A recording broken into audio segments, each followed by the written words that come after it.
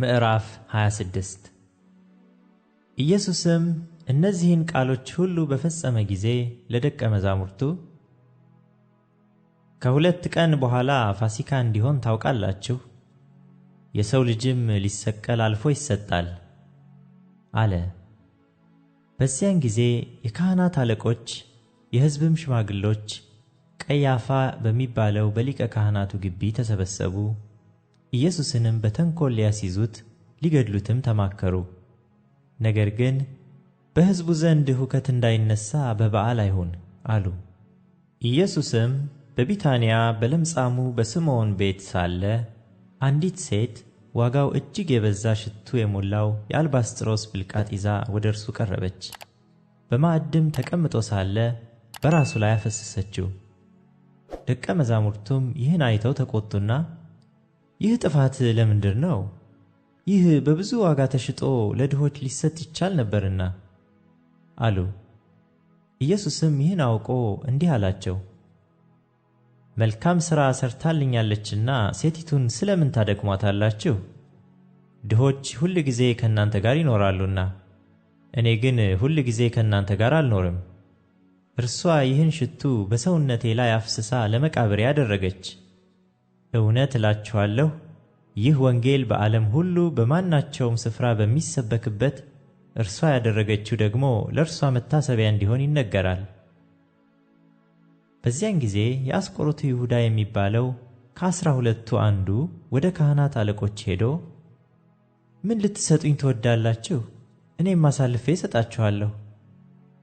እነርሱም 30 ብር መዘኑለት። ከዚያችም ሰዓት ጀምሮ አሳልፎ ሊሰጠው ምቹ ጊዜ ይሻ ነበር። በቂጣው በዓል በመጀመሪያ ቀን ደቀ መዛሙርቱ ወደ ኢየሱስ ቀርበው ፋሲካን ትበላ ዘንድ ወዴት ልናሰናዳልህ ትወዳለህ? አሉት። እርሱም ወደ ከተማ ከእገሌ ዘንድ ሄዳችሁ መምህር ጊዜ ቀርቧል፣ ከደቀ መዛሙርቴ ጋር ካንተ ዘንድ ፋሲካ አደርጋለሁ ይላል በሉት አለ። ደቀ መዛሙርቱም ኢየሱስ እንዳዘዛቸው አደረጉ፣ ፋሲካንም አሰናዱ። በመሸም ጊዜ ከ12ቱ ደቀ መዛሙርቱ ጋር በማዕድ ተቀመጠ። ሲበሉም እውነት እላችኋለሁ ከእናንተ አንዱ እኔን አሳልፎ ይሰጣል አለ። እጅግም አዝነው እያንዳንዱ ጌታ ሆይ እኔ ሆንን ይሉት ጀመር። እርሱም መልሶ ከእኔ ጋር እጁን በወጭቱ ያጠለቀ እኔን አሳልፎ የሚሰጥ እርሱ ነው። የሰው ልጅስ ስለ እርሱ እንደ ተጻፈ ይሄዳል። ነገር ግን የሰው ልጅ አልፎ ለሚሰጥበት ለዚያ ሰው ወዮለት! ያ ሰው ባልተወለደ ይሻለው ነበር አለ። አሳልፎ የሚሰጠው ይሁዳም መልሶ መምህር ሆይ እኔ ሆንን አለ። አንተ አልህ አለው። ሲበሉም ኢየሱስ እንጀራን አንስቶ ባረከ፣ ቆርሶም ለደቀ መዛሙርቱ ሰጠና እንካችሁ ብሉ፣ ይህ ሥጋዬ ነው አለ። ጽዋንም አንስቶ አመስግኖም ሰጣቸው፣ እንዲህም አለ፣ ሁላችሁ ከእርሱ ጠጡ። ስለ ብዙዎች ኃጢአት ይቅርታ የሚፈስ የአዲስ ኪዳን ደሜ ይህ ነው። ነገር ግን እላችኋለሁ በአባቴ መንግሥት ከእናንተ ጋር ከዚህ ከወይን ፍሬ አዲሱን እስከምጠጣበት እስከዚያ ቀን ድረስ ከዛሬ ጀምሬ አልጠጣውም። መዝሙርም ከዘመሩ በኋላ ወደ ደብረ ዘይት ወጡ። በዚያን ጊዜ ኢየሱስ በዚች ሌሊት ሁላችሁ በእኔ ትሰናከላላችሁ፣ እረኛውን እመታለሁ፣ የመንጋውን በጎች ይበተናሉ የሚል ተጽፏልና፣ ከተነሳሁ በኋላ ግን ወደ ገሊላ እቀድማችኋለሁ አላቸው። ጴጥሮስም መልሶ ሁሉም በአንተ ቢሰናከሉ እኔ ከቶ አልሰናከልም አለው። ኢየሱስ እውነት እልሃለሁ በዚች ሌሊት ዶሮ ሳይጮህ 3 ጊዜ ትክደኛለህ አለው። ጴጥሮስ ካንተ ጋር መሞት እንኳ የሚያስፈልገኝ ቢሆን ከቶ አልክድህም አለው። ደቀ መዛሙርቱ ሁሉ ደግሞ እንደዚሁ አሉ። በዚያን ጊዜ ኢየሱስ ከእነርሱ ጋር ጌቴሴማኒ ወደምትባል ስፍራ መጣ። ደቀ መዛሙርቱንም ወዲያ ሄጄ ስጸልይ ሳለ በዚህ ተቀመጡ አላቸው። ጴጥሮስንም ሁለቱንም የዘብዴዎስን ልጆች ወስዶ ሊያዝን ሊተክዝም ጀመር። ነፍሴ እስከ ሞት ድረስ እጅግ አዘነች፣ በዚህ ቆዩ፣ ከኔም ጋር ትጉ አላቸው።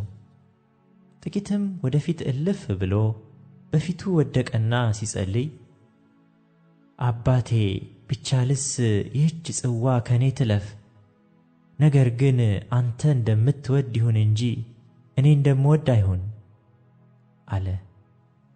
ወደ ደቀ መዛሙርቱም መጣ።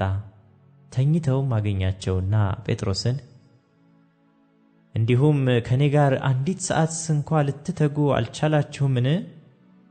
ወደ ፈተና እንዳትገቡ ትጉና ጸልዩ። መንፈስስ ተዘጋጅታለች፣ ሥጋ ግን ደካማ ነው አለው። ደግሞም ሁለተኛ ሄዶ ጸለየና አባቴ ይህች ጽዋ ሳልጠጣት ታልፍ ዘንድ የማይቻል እንደሆነ ፈቃድህ ትሁን አለ። ደግሞም መጥቶ ዓይኖቻቸው በእንቅልፍ ከብደው ነበርና ተኝተው አገኛቸው። ደግሞም ትቷቸው ሄደ። ሦስተኛም ያንኑ ቃል ደግሞ ጸለየ። ከዚያ ወዲያ ወደ ደቀ መዛሙርቱ መጥቶ እንግዲህስ ተኙ ዕረፉም፣ እነሆ ሰዓቲቱ ቀርባለች፣ የሰው ልጅም በኃጢአተኞች እጅ አልፎ ይሰጣል። ተነሱ እንሂድ፣ እነሆ አሳልፎ የሚሰጠኝ ቀርቧል አላቸው። ይህንም ገና ሲናገር እነሆ ከ12ቱ አንዱ ይሁዳ መጣ። ከእርሱም ጋር ብዙ ሕዝብ ሰይፍና ጎመድ ይዘው ከካህናት አለቆችና ከሕዝቡ ሽማግሎች ዘንድ መጡ።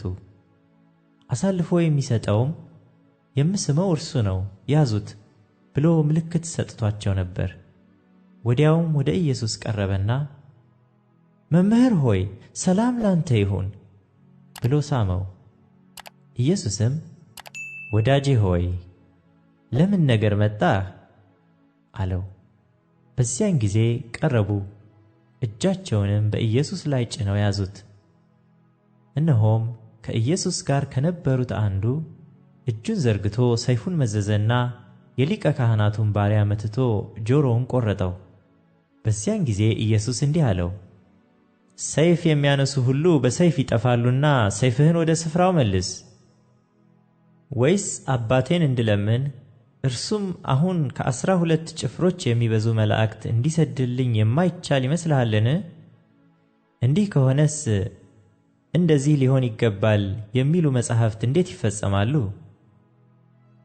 በዚያን ሰዓት ኢየሱስ ለሕዝቡ ወንበዴን እንደምትይዙ ሰይፍና ጎመድ ይዛችሁ ልትይዙኝ ወጣችሁን?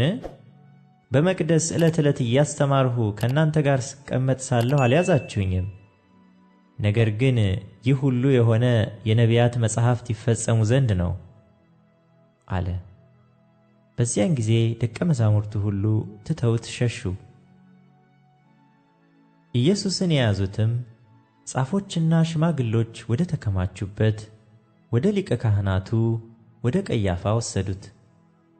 ጴጥሮስ ግን እስከ ሊቀ ካህናቱ ግቢ ድረስ ሩቅ ሆኖ ተከተለው። የነገሩንም ፍጻሜ ያይ ዘንድ ወደ ውስጥ ገብቶ ከሎሌዎቹ ጋር ተቀመጠ። የካህናት አለቆችና ሽማግሎች ሸንጎውም ሁሉ እንዲገድሉት በኢየሱስ ላይ የሐሰት ምስክር ይፈልጉ ነበር፣ አላገኙም። ብዙም የሐሰት ምስክሮች ምንም ቢቀርቡ አላገኙም።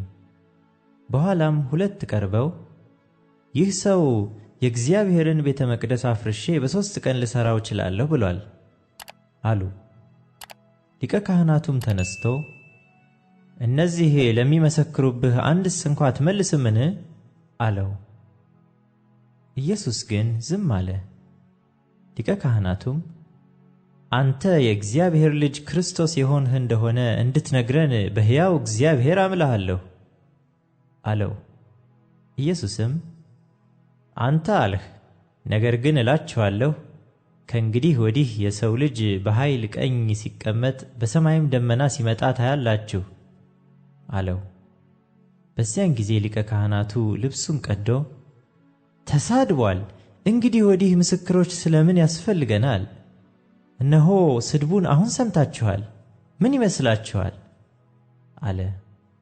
እነርሱም ሞት ይገባዋል ብለው መለሱ። በዚያን ጊዜ በፊቱ ተፉበት፣ ጎሰሙትም። ሌሎችም በጥፊ መትተው ክርስቶስ ሆይ በጥፊ የመታህ ማን ነው? ትንቢት ተናገርልን አሉ። ጴጥሮስም ከቤት ውጭ በአጥሩ ግቢ ተቀምጦ ነበር። አንዲት ገረድም ወደ እርሱ ቀርባ አንተ ደግሞ ከገሊላው ከኢየሱስ ጋር ነበርህ አለችው። እርሱ ግን የምትይውን አላውቀውም ብሎ በሁሉ ፊት ካደ። ወደ በሩም ሲወጣ ሌላይቱ አየችውና በዚያ ላሉት ይህ ደግሞ ከናዝሬቱ ከኢየሱስ ጋር ነበረ አለች። ዳግመኛም ሲምል ሰውየውን አላውቀውም ብሎ ካደ።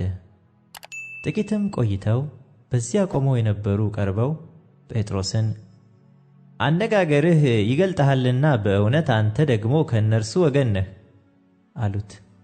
በዚያን ጊዜ ሰውየውን አላውቀውም ብሎ ሊረገምና ሊምል ጀመረ። ወዲያውም ዶሮ ጮኸ። ጴጥሮስም ዶሮ ሳይጮህ 3 ጊዜ ትክደኛለህ ያለው የኢየሱስ ቃል ትዝ አለው። ወደ ውጭም ወጥቶ መራራ ልቅሶ አለቀሰ።